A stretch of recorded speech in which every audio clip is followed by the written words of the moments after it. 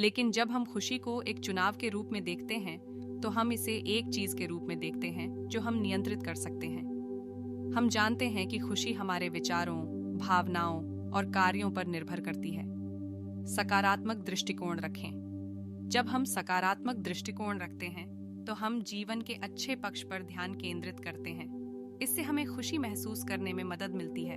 कृतज्ञ रहें। अपने जीवन में जो अच्छा है उस पर ध्यान केंद्रित करें। इससे आपको खुशी और संतुष्टि महसूस करने में मदद मिलती है।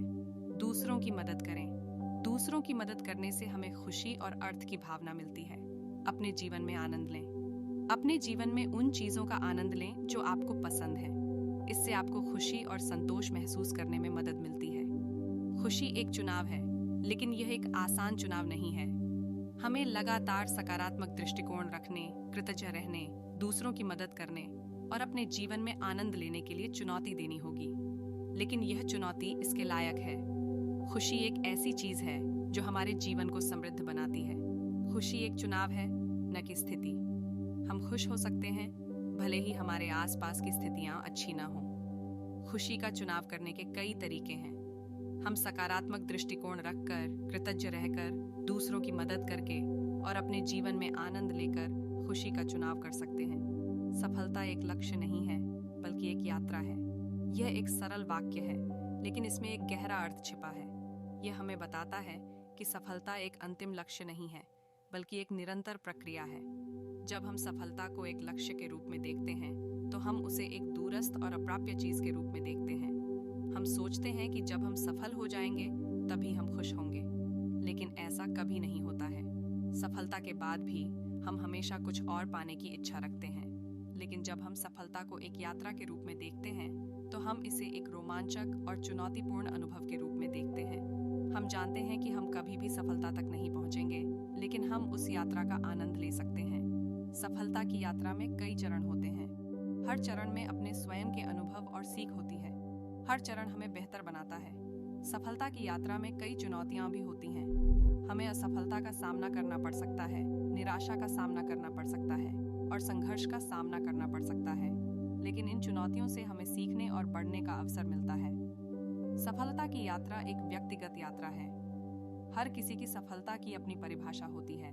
किसी के लिए सफलता का अर्थ धन और प्रसिद्धि हो सकता है, किसी के लिए यह खुशी और शांति हो सकती है। लेकिन सफलता की यात्रा में एक चीज सभी के लिए समान है। यह एक यात्रा है, न कि एक लक्ष्य। चित्त नहीं है। मन, बुद्धि, चित्त, अहंकार, यह चार तो अंतःकरण का, भीतर के महकमे का हिस्सा है। चित्त दूसरा है।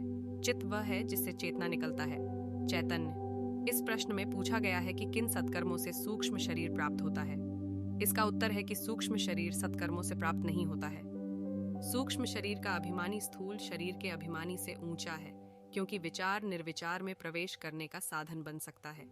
यदि आप देह के तल पर जीते रह गए तो आपकी जिंदगी में पशुता के अलावा कुछ और नहीं होगा। सूक्ष्म शरीर एक अभौतिक शरीर है जो स्थूल शरीर के अंदर मौजूद होता है। यह मन, बुद्धि, चित्त और अहंकार से बना होता है। सूक्ष्म शरीर स्थूल शरीर की मृत्यु के बाद भी जीवित रहता है।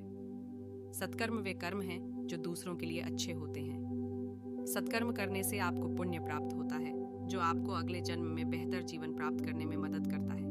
लेकिन सत्कर्मों से आपको सूक्ष्म शरीर प्राप्त नहीं होता है। सूक्ष्म शरीर आपको पहले से ही प्राप्त होता है। आपको बस इसे विकसित करने की आवश्यकता होती है। सूक्ष्म शरीर को विकसित करने के लिए आपको आत्मविचार और आत्म अनुभूति की आवश्यकता होती है।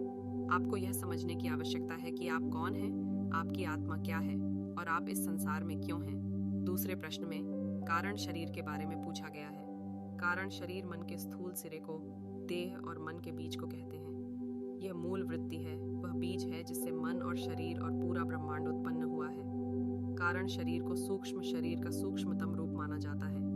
यह अत्यंत सूक्ष्म और अज्ञानता का स्थान है। यही वह बीज है जिससे मन और स्थूल शरीर उत्पन्न होते हैं। कारण शरीर हमारे संस्कारों और वासनाओं का भंडार होता है। यह वही बीज है जिसके कारण हम बार बार संसार में जन्म लेते हैं। हम अपनी ऊर्जा का उपयोग कई कार्यों में कर सकते हैं। अपने लक्ष्यों को प्राप्त करने के लिए हमें कड़ी मेहनत और लगन की आवश्यकता होती है। इसके लिए हमें अपनी ऊर्जा का उपयोग करना चाहिए। अपने जीवन को बेहतर बनाने के लिए अपने जीवन को बेहतर बनाने के लिए हमें नई चीज़ें सीखने, नए अनुभव करने और नए लोगों से मिलने की आवश्यकता होती है। इसके लिए हमें अपनी ऊर्जा का उपयोग करना चाहिए।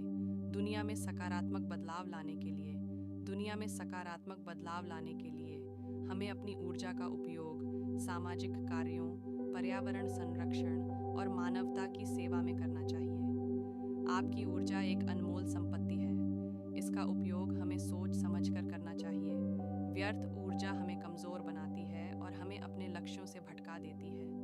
इसलिए हमें अपनी ऊर्जा को व्यर्थ में न गंवाकर उसका उपयोग अपने जीवन में सकारात्मक परिवर्तन लाने के लिए करना चाहिए। आज के लिए बस इतना ही। सब्सक्राइब और शेयर करना न भूलें। अपने सुझाव कमेंट में ज़रूर दें। धन्यवाद। आशा है कि आपको आज की बातें पसंद आई होंगी। अगली बार फिर मिलेंगे। तब तक सुरक्षित रहें और स्वस्थ रहें। नमस्ते।